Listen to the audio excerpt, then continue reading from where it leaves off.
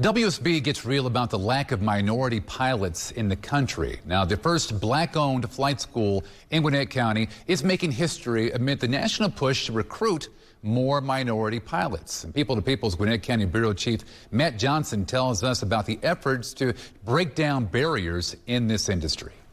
8,000 feet right now. Mike Ojo feels at home when he's in the sky. 8.57. Early on, he didn't always know if he would be welcome. I always thought that it wasn't for me because I never saw anybody who looked like me in a pilot uniform. 10 years later, he's an accomplished pilot, inspiring the next wave of aviators as the owner of Gwinnett County's first black-owned flight school. I'm certainly excited. Ojo is bringing Look Up Flight Academy to the Gwinnett County Airport after commissioners approved a 25-year lease last week. He says recruiting minorities is a priority, but it's not always easy. I'm talking thousands of people on a list who cannot afford flight training. $80,000 to $100,000. That's how much it can cost to become a commercial pilot, according to retired naval pilot Willie Billingsley. He's with the Organization of Black Aerospace Professionals and says recruiting more people of color will help an industry-wide labor shortage. The airlines are hurting right now, not just with minorities, but just in pilots in general. That's why Georgia Representative Hank Johnson has been pushing for new legislation for years. There have been systemic barriers. He says the Minorities and Aviation Act is pending in Congress and creates a grant program to help pay for aviation education. This grant program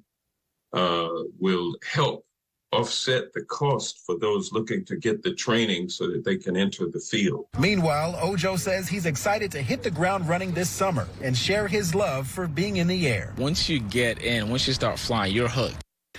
I'm Matt Johnson for People to People.